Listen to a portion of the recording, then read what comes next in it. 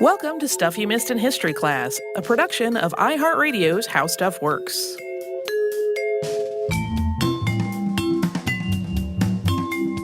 Hello and welcome to the podcast. I'm Tracy V. Wilson. And I'm Holly Fry.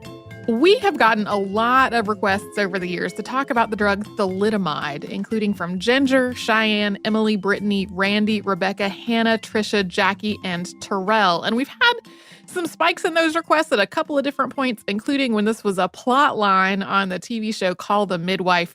We got some right in a row over the last couple weeks. This has been described as the biggest man-made medical disaster of all time.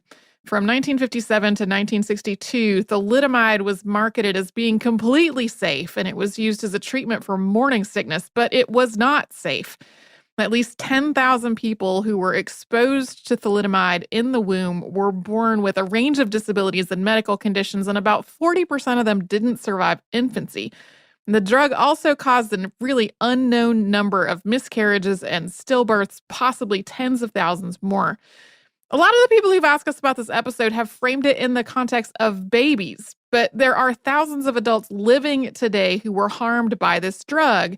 Many parts of the world, they refer to themselves as thalidomiders.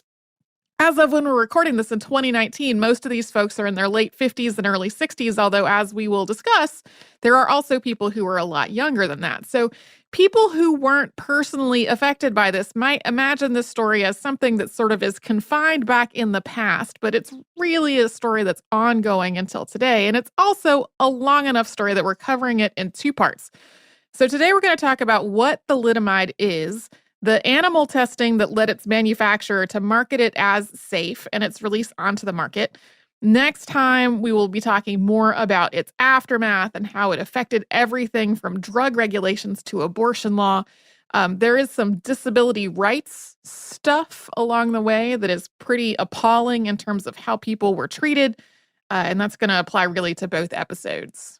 Yeah, obviously not a lighthearted romp today. No. Just heads up, as if you had not gleaned that already from Tracy's intro. So thalidomide is a teratogen, which means it's something that disrupts development. And teratogens can affect any stage of development, but the term is frequently used to describe things that negatively affect the development of an embryo or fetus, including causing miscarriage. And lots of things can act as teratogens, including hyperthermia, infectious disease, environmental pollutants, and alcohol. Pharmaceuticals can also have the potential to act as teratogens. Many countries have some kind of a system now for categorizing the level of risk and whether the drug is recommended for use during pregnancy. So in the U.S., for example, these categories range from A, in which the risk to a fetus seems to be remote, to Category X, in which the drug's risks during a pregnancy outweigh any possible benefits. Today, drugs that fall into Category X or otherwise have serious teratogenic effects are typically only used with a range of safety precautions in place. Patients who could become pregnant may need to have a negative pregnancy test before they start treatment. And they may also be required to use multiple forms of birth control and be tested for pregnancy while they're being treated.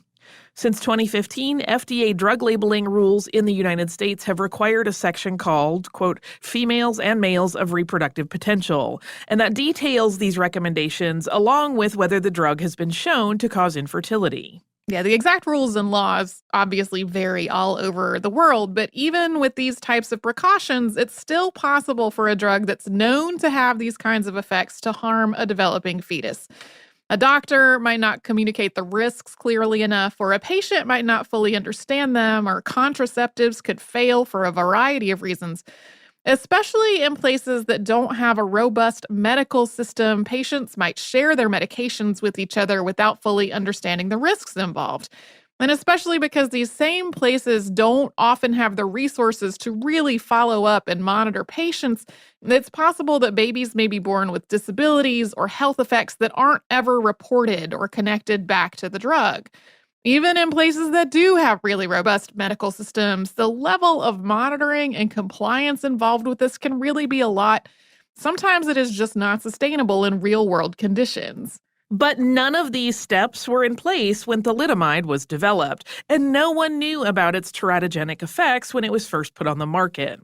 So we're going to get into why that was in a moment, but first we're going to have an overview of the conditions and disabilities that thalidomide causes in a developing fetus. So the condition that's most associated with thalidomide is phocomelia. That's when the bones in a person's limbs are shortened or missing. This usually affects the long bones in the arms and the legs. So sometimes it results in the hands or the feet being connected to the trunk of the body without a limb in between.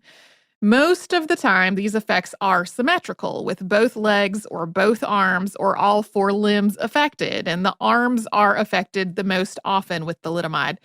Thalidomide can also cause a similar condition called amelia, or the total absence of the limb. Thalidomide can also affect a person's digits, including having extra or missing fingers or toes. Sometimes the size and shape of the bones can also cause the hands or feet to have a different size or shape than a typical hand or foot. The eyes and the ears can be affected as well. They might be missing completely or missing parts of their structures, and that can cause problems with vision or hearing, as well as blindness and deafness. These are the most outwardly visible effects of thalidomide exposure in utero, but the drug can also cause internal organ damage, including heart, kidney, nervous system, and GI problems, as well as damage to the reproductive organs. And sometimes this is not immediately apparent at birth, even after a medical examination, so these conditions are then discovered later in life. People who are exposed to thalidomide before birth also have higher rates of cognitive disabilities and epilepsy. Altogether, these and other effects of thalidomide exposure in the womb are known as thalidomide embryopathy or fetal thalidomide syndrome. Most of the research into thalidomide's effects was conducted on infants in the 1960s, and there hasn't been nearly as much follow-up from the medical community as people have grown and aged. So it's really possible that there are other delayed effects that haven't been widely studied or traced back to thalidomide. One exception is whether thalidomide's effects can be passed down to a person's children, and thalidomide's effects don't appear to be inheritable. These are a lot of different effects for one drug to cause, and many people have several of them. And that's largely tied to exactly when during the pregnancy the thalidomide exposure happened and what was developing within the embryo or fetus at that time. Thalidomide's effects tend to be the most severe between 20 and 36 days after conception. At this point in pregnancy, things are moving very quickly, with lots of growing and development happening in multiple body systems all at once. Just one dose of thalidomide can disrupt all of this, causing multiple negative health effects or disabilities in at least 50% of pregnancies.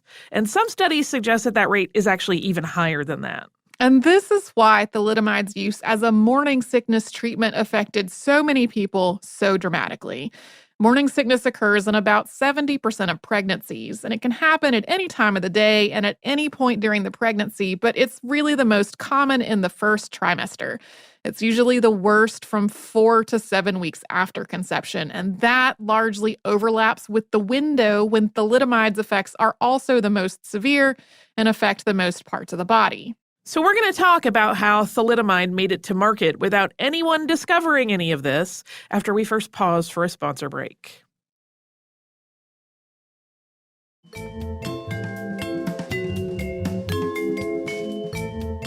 Internationally, the pharmaceutical industry really expanded dramatically after the end of World War II. People needed treatments for illnesses and injuries that had resulted from the war. Multiple countries had started establishing national healthcare systems in the decades that were leading up to the war and then afterward, and that led to more demand for medicines overall. There were also breakthroughs in various types of medicines, including antibiotics and anti-anxiety medications, and those had also led pharmaceutical companies to develop new drugs very aggressively to try to compete. Sedatives in particular became incredibly popular as a newly developed class of drugs. The sedative known as Miltown was launched in 1955, and it quickly became the best-selling drug in the United States. Drug manufacturers around the world were trying to break into this fast-growing segment of the drug market, hoping for a similar success of their own. West German pharmaceutical company Chemie Grünenthal GmbH was founded in 1946 and was one of the companies trying to rapidly develop new drugs and bring them to market. In 1954, they synthesized the drug that would come to be known as thalidomide for the first time, and they applied for a patent. A paper describing the drug's pharmacological effects, including its sedative effects, was published in 1956. In that paper, it was referred to as K17. 1956 was also when Grunenthal conducted some safety tests on this new drug. And one of the tests that was conducted is called the median lethal dose, or LD50 test. And this test is conducted on lab animals, and it's used to determine how much of a substance it takes for it to become deadly. The LD50 is the amount of the substance that it takes to kill 50% of the test subjects. The LD50 tests for thalidomide were conducted on mice, and they suggested that there was no dose, no matter how high, that would be lethal in 50% of the subjects. Everyone thought this was amazing in terms of the folks developing it. It set thalidomide apart from other sedatives and sleep aids, which could be lethal at high doses, like an overdose could cause someone to die. Based on these results, Grunenthal started marketing this drug as safe and non-toxic. In November of 1956, Grunenthal began marketing a flu remedy called Gripex, which combined thalidomide with other substances like quinine and vitamin C. In 1957, it launched several versions of a drug called Contergan, which was thalidomide for use as a daytime sedative or a nighttime sleep aid.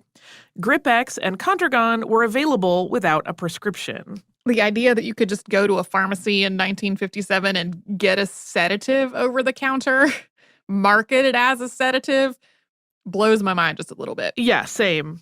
I don't know what to add to it. Yeah, there are plenty of drugs that have sleepiness or drowsiness as a side effect, but like if that's in the US at least, you can't just walk up to a counter and say, "I would like a sedative, please," and get one.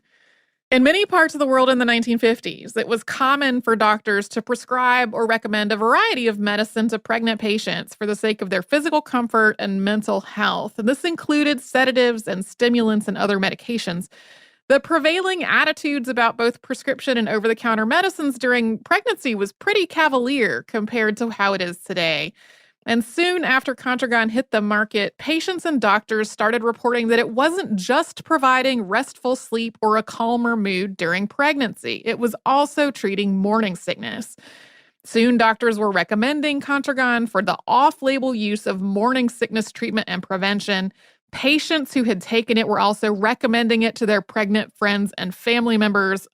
People who took this drug described as being miraculous in terms of the difference that it made in the morning sickness level. But none of the tests that had been performed on thalidomide before it was released were conducted on pregnant animals. And even if they had been, it turns out that mice and rats aren't susceptible to thalidomide in the same way that humans and many other mammals are. Although there had been some clinical trials, no one in them had been pregnant. Also, the clinical trials themselves were very small and not very thorough. Testing on some other sedatives at the time had involved things like examining the urine to analyze how the drug had been broken down inside the body and how much of the drug was being excreted without being broken down at all. Nothing like this was performed for thalidomide. It also doesn't appear that these clinical trials were double-blind or involved any kind of comparison between the drug and a placebo. On top of that, the papers that were published to support thalidomide's safety and efficacy read more like doctors' testimonials than research that was actually backed up by data. Widukind Lenz, who is one of the doctors who made the connection between thalidomide and its teratogenic effects, later said, quote, "The papers published in 1956 by Kunz et al. On animal experiments and by Jung on clinical experiences with thalidomide have so little scientific value that, in my opinion, they should not have been accepted for print." In other words, all this testing was not very thorough or rigorous or well documented. Just one example of how it all fell short is that it later turned out that the reason that they could not find a lethal dose of thalidomide in mice wasn't because the drug was inherently safe. It was because the mice weren't actually absorbing most of it. Different preparations of the drug that were tested later on and were more easily absorbed turned out to be highly toxic.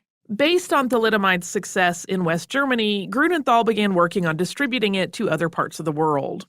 It was ultimately marketed and distributed through various other pharmaceutical companies in 46 different countries under a range of brand names, including Distaval in the UK and Australia, and Softenon in parts of Europe.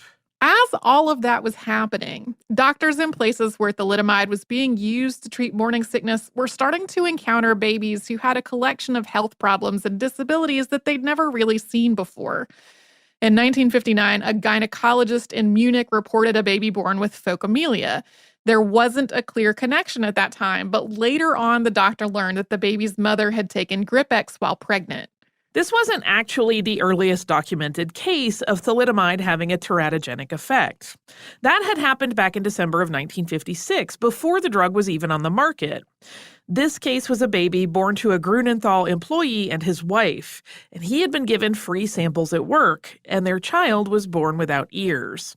That connection was not uncovered until much later. So at first, doctors were reporting what they described as this strange epidemic of phocomelia, but they weren't really sure what was causing it. As that was happening, though, doctors were noticing a different pattern in adults who were taking thalidomide. As early as April of 1959, pharmacists were reporting that patients were experiencing things like tingling hands and feet, or cold hands and feet, or a sense of giddiness after taking thalidomide. In October of 1959, a doctor named Ralph Voss reported neuritis, or nerve inflammation, in people who had taken Contergan for a year. Voss contacted Grunenthal, who told him, quote, "No such side effects have come to our notice." Another doctor named Horst Frankel was also working with patients that were experiencing neuritis after taking thalidomide. He wrote a paper detailing 20 cases, but for unclear reasons, it wasn't printed until 1961. Meanwhile, Voss delivered a presentation on the neuritis issue on April 30th, 1960. In December of that year, a letter titled "Is Thalidomide to Blame" was printed in the British Medical Journal. It was written by A. Leslie Florence of Aberdeenshire, and it described 4 cases of tingling, cold extremities, leg cramps, and other side effects in adult patients taking thalidomide. These improved, but they didn't really go away when the patients stopped taking the drug. The letter included the line, quote, "It would appear that these symptoms could possibly be a toxic effect of thalidomide." By May of 1961, Grunenthal had received reports of more than 1,000 cases of neuritis that were connected to thalidomide. The company was forced to make the drug available only by prescription. Before that point, it had been responsible for more than half of the company's gross revenues, and it was West Germany's most popular over-the-counter sedative, with more than 20 million tablets sold each month. Even after these reports of neurological side effects and after it became available only by prescription, Grunenthal continued to market thalidomide as completely safe, even during pregnancy. So we should note that even today, it is very common for a drug's side effects, including some very serious side effects, to be discovered after the drug is approved and out on the market. Even when they're meticulously controlled and carefully planned out, clinical trials are very small compared to the general population, and the real world has a lot of factors that might not be present in the context of a controlled study. But it's clear that Grunenthal's original testing on thalidomide was not very thorough, and the company does not appear to have looked into whether all these reports of neuritis pointed to a greater problem with the drug. And in 1961, doctors started making connections between thalidomide as used for morning sickness and the drug's teratogenic effects. One was the German doctor Widukind Lenz, who we mentioned earlier, and he had noticed the unusual increase in phocomelia and other conditions that we now know as part of fetal thalidomide syndrome. He went back through medical records, and he found that this pattern had started very suddenly. He didn't initially know what the exact cause was, but he was confident that there was one and that it might be some kind of chemical exposure, like an undisclosed chemical spill or perhaps a new household product. Thousands of miles away, Dr. William McBride was working at a hospital in Australia. And on May 4th, 1961, a baby was born there with both phocomelia and bowel atresia, which is a condition in which part of the bowel is blocked or absent. Thousands of babies were born every year at the hospital, but this was the first time in its history that a baby had been born with that combination of conditions. 2 more babies with phocomelia and bowel atresia were born between May 4th and June 8th. McBride realized all 3 had been exposed to thalidomide, which had been on the market in Australia since June of 1960. On June 13th, he convinced the hospital to withdraw thalidomide from use and informed the drug company Distillers, which was distributing thalidomide in Australia. This was the first published letter specifically linking thalidomide to its teratogenic effects. McBride later told the New York Times that he also wrote to the company headquarters in London, but, quote, the reply from the medical director of the London office implied that I was utterly wrong. His high-handed letter implying that I was just a colonial annoyed me. I was determined to prove I was right. The following month, Dr. Hans Weicker documented 20 babies with phocomelia, 5 of which were known to have been exposed to thalidomide in the womb. But Weicker had been told in error that thalidomide was being used very widely in the U.S., but that the U.S. was not experiencing the phocomelia epidemic that other countries were. He learned from Dr. Lenz that this was not true, and when he went back through his records, specifically looking for thalidomide, he confirmed its use in even more cases. After his communication with Weicker, Lenz called Grunenthal and was told to expect a visit from somebody in a few days. He told them that this needed attention immediately, that in a few days, hundreds more people could be taking this drug for the first time. Lenz also sent a registered letter to the company on November 16, 1961, detailing his concerns. Meanwhile, in Australia, drug company Distillers removed thalidomide from the market on November 21st. It was only after all this that Grunenthal finally took action, pulling thalidomide off the German market on November 27, 1961. As word spread, it was taken off the market in the UK on December 2nd. On December 16th, Thalidomide and Congenital Abnormalities was published in The Lancet. Thalidomide was taken off the market in more countries in the weeks that followed. It was banned worldwide in 1962, although in some places it was not formally made illegal until much later. It was only after all of this that there was any kind of formal study of thalidomide in pregnant animals. Dr. McBride had actually tried to do this in Australia, but he didn't really have any experience in how to perform this kind of trial or access to the lab animals that he would need to do it. The results of this study were published in a letter to The Lancet on April 28, 1962, showing that thalidomide had similar teratogenic effects in rabbits as it was now clear to be having in humans. We're going to talk about the aftermath of all of this and about why the U.S. isn't one of the countries that we have talked about so far after we first pause for another sponsor break.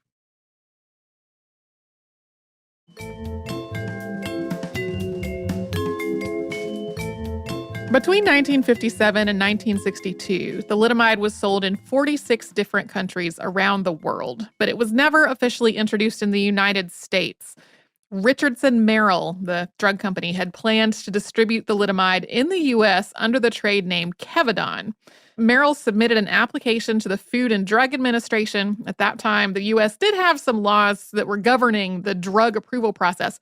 That application was given to Dr. Frances Oldham Kelsey to review. Kelsey was born on Vancouver Island in British Columbia, Canada, and she had first started studying unsafe pharmaceuticals while she was a graduate student at the University of Chicago, and there she earned both her PhD and her medical degree. At the university, Dr. Eugene Gehling was trying to figure out what had caused the deaths of more than 100 people who had taken a drug called elixir of sulfanilamide. And Kelsey was one of the graduate students who helped pinpoint the cause as a solvent that had been used to add a raspberry flavor to make the drug less bitter. Kelsey was really new to the job as a drug application reviewer at the FDA. The Kevadon application was only the second one that she had been given, and in her account, it was given to her because she was new and it was supposed to be an easy one. Thalidomide was already being used in countries all over the world. It was regarded as completely safe, so really this process seemed like a formality. But when Kelsey started reviewing the application, she had some concerns about thalidomide's safety testing. A lot of those same problems that we talked about before. And after some back and forth with Merrill, she rejected the application on November 10th, 1960. Merrill reapplied. In December, Kelsey read the letter in the British Medical Journal about neuropathy in people that had taken thalidomide, which we talked about before the break. She pushed back on Merrill, noting that a simple sleep aid shouldn't be causing neuropathy and that a drug that was causing neuropathy could not be as safe and non-toxic as the company was claiming. This went back and forth for weeks. At one point, Kelsey met with executives from the company and, in her words, quote, "I had the feeling throughout the day that they were at no time being wholly frank with me." As Kelsey continued to refuse to approve the Kevidon application, more and more information was coming out about the effects that thalidomide was having on the nervous systems of adults and on prenatal development. Merrill finally withdrew its application in April of 1962 as countries were banning thalidomide. President John F. Kennedy later awarded Dr. Kelsey the President's Award for Distinguished Federal Civilian Service, and she was awarded numerous other honors for her work in drug safety during her lifetime. She died in, I think, 2015. So that was pretty recently. For her part, Kelsey insisted that this was a team effort and that her colleagues and supervisors should also get the credit. Even though thalidomide did not receive FDA approval for distribution in the U.S. did have cases of fetal thalidomide syndrome. Richardson Merrill had distributed more than 2 million doses of the drug to doctors as samples, and those had been given to patients either as sedatives or to treat morning sickness. At least 17 people in the United States were born with fetal thalidomide syndrome. Richardson Merrill was also the company that marketed thalidomide in Canada, where it stayed on the market until March 2nd, 1962. It's possible that there were a lot more than 17 people because only about half of those folks' parents had gotten thalidomide in the U.S. The rest of them had gotten it while traveling. So it's totally possible that there are a lot more people that just aren't recorded in that official list. Babies continued to be born with fetal thalidomide syndrome after the drug was banned around the world, including babies that were conceived after the bans. People who had bought or been given the medicine before it was pulled from the shelves still had it in their medicine cabinets. People who had not heard about the drug's effects continued to take it or to share it with other people. Some people had also just been given a sample of a few pills in an envelope that was maybe labeled with dosage instructions, but not with the name of the drug, so they might not have even known that it was thalidomide that they were taking. In some countries, governments and medical associations tried to warn the public about the dangers of thalidomide and urge them to go through their medicine cabinets to make sure they did not have thalidomide or any unlabeled pills. One person who was a big part of this outreach was Dr. Helen Brooke Taussig, along with surgical technician Vivian Thomas and surgeon Alfred Blaylock. Taussig was one of the people who developed a surgical treatment for the tetralogy of Fallot, which caused what was then known as blue baby syndrome. That is on the list for another episode. Yeah, especially Dr. Taussig and Vivian Thomas in particular. In January of 1962, Taussig learned about what was happening in Europe, and she flew overseas to examine babies who had been harmed by thalidomide. When she got back to the U.S., she undertook an extensive campaign to try to raise awareness about the drug's effects, including speaking before the American College of Physicians and writing numerous articles meant for a general audience to try to warn people about the drug. But this didn't happen everywhere. In Australia, for example, distillers pulled the drug off the market in 1961 and warned the Australian government of the drug's teratogenic effects. But there was not a wide-scale effort to notify pharmacies, hospitals, doctors' offices, or the public about what was happening. As many as a quarter of the thalidomide survivors born in Australia were conceived after December 1961. In Spain, it took years for the government to formally outlaw thalidomide or to remove it from the official register of drugs. And sometimes warnings used the term thalidomide while the drug was being sold under other brand names. There were 7 different brands of thalidomide sold in Japan alone. Even in places with more coordinated efforts to warn people about the dangers of the drug, the first generation of thalidomide survivors included people born as late as 1964 and possibly even later. Because all of this traced back to a drug that they had believed was safe, this whole crisis led to just an incredible and crushing sense of shame, grief, depression, and anger for everyone involved, whether they had prescribed the drug or taken it or given it to a friend or family member. Many babies born with thalidomide embryopathy died in their first year of life. Those who survived usually had multiple disabilities that have seriously affected the rest of their lives, which means that this whole crisis was exacerbated by attitudes about disability and the state of disability rights. The various countries where thalidomide was sold all had their own nuances, but in general, disability was more heavily stigmatized than it is now, and doctors approached the subject very differently than they do today. So if you read articles written about this crisis as it was unfolding, a lot of them don't even sound like they're describing human beings worthy of life. The default response, even among medical professionals, was often to see these newborns as a hopeless and even monstrous tragedy, rather than as a person who could live and thrive with the right care and accessibility. There were even cases and suspected cases of infanticide. In one documented example, a Belgian woman named Suzanne van de Put admitted to killing her daughter with barbiturates dissolved in milk.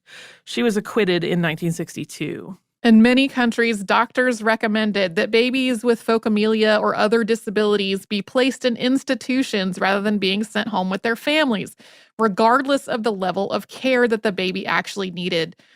My mom worked in long-term care for kids with multiple disabilities for years and years, and she definitely worked with kids who needed some kind of 24-hour medical assistance. This was not the case with a lot of children who were born after being exposed to thalidomide. Sometimes medical staff took newborns away from the delivery room before their parents had held them or even seen them. In a lot of places, parents who took their babies home did so against medical advice and after being strongly discouraged from doing so by their doctors. And whether a child was growing up in an institution or at home, most communities were far less accessible than they are today. And today there is still a long way to go in most of the world.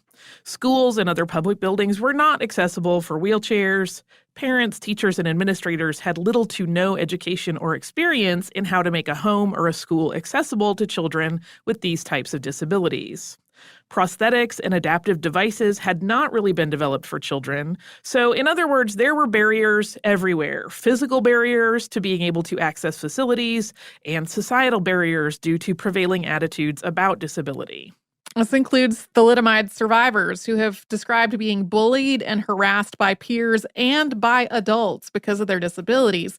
The ones who grew up in care have often described feeling like strangers every time they visited their families once they got older. But really, this is as full of information and heartbreaking as this is, simply the beginning of the story. The thalidomide crisis led to totally revised drug standards around the world, a criminal investigation, and decades of lawsuits, and ongoing efforts to get access to necessary support and services. And we are going to talk about all of that next time. I also have a little bit of listener mail to close us out. All right. This is from Rachel. Rachel says, "Hello, ladies. I listened to your episode on the women of the Civil War and loved it, especially learning about Elizabeth Thorne. So fantastic. But it made me think about how other women have played a part in military service. I've listened to your episodes on the Night Witches and the 6888 Central Postal Directory Battalion and others, but I really wanted to look into more Canadian history, seeing as that's where I am from, and I stumbled across the Nursing Sisters. The Nursing Sisters started out as volunteers during the South African War, but eventually gained a relative rank as lieutenants and then officers by World War I. They were nicknamed the Bluebirds because of their blue dresses and white veils, which I just love. And by the end of World War II, they had been renamed as the Royal Canadian Army Medical Corps. Another interesting fact, two of the Nursing Sisters, Meta Hodge and Eleanor Thompson in World War I, became the first women to be awarded a Wartime Medal of Valor in Canada. There's a great Heritage Minute on this story, which I'll link below. And then moving on to a more personal note. Also, I'm not sure if you remember Momo, the historian hound, but that's my dog. And I wanted to thank you again for getting us through so many awful baths. I don't know if I could do it without you guys, so I've added pictures of her in too. Thanks again and have a great day, ladies. That was from Rachel. Thank you so much, Rachel. Of course, we remember Momo, the historian hound. Momo. Such a good dog. Thank you so much for this email and for sharing this information about the Nursing Sisters. I don't know if they will make it into a full episode at some point, but in case they do not, there's a little tidbit about them for our listeners. If you would like to write to us about this or any other podcast, we're at historypodcast@howstuffworks.com. And then we're all over social media at Missed in History. And that's where you'll find our Facebook, Twitter, Pinterest, and Instagram. You can come to our website, which is missedinhistory.com, and you'll find show notes for all the episodes Holly and I have ever done together and a searchable archive of every episode ever. And you can subscribe to the show on Apple Podcasts, the iHeartRadio app, and wherever else you get your podcasts. Stuff You Missed in History Class is a production of iHeartRadio's How Stuff Works. For more podcasts from iHeartRadio, visit the iHeartRadio app, Apple Podcasts, or wherever you listen to your favorite shows.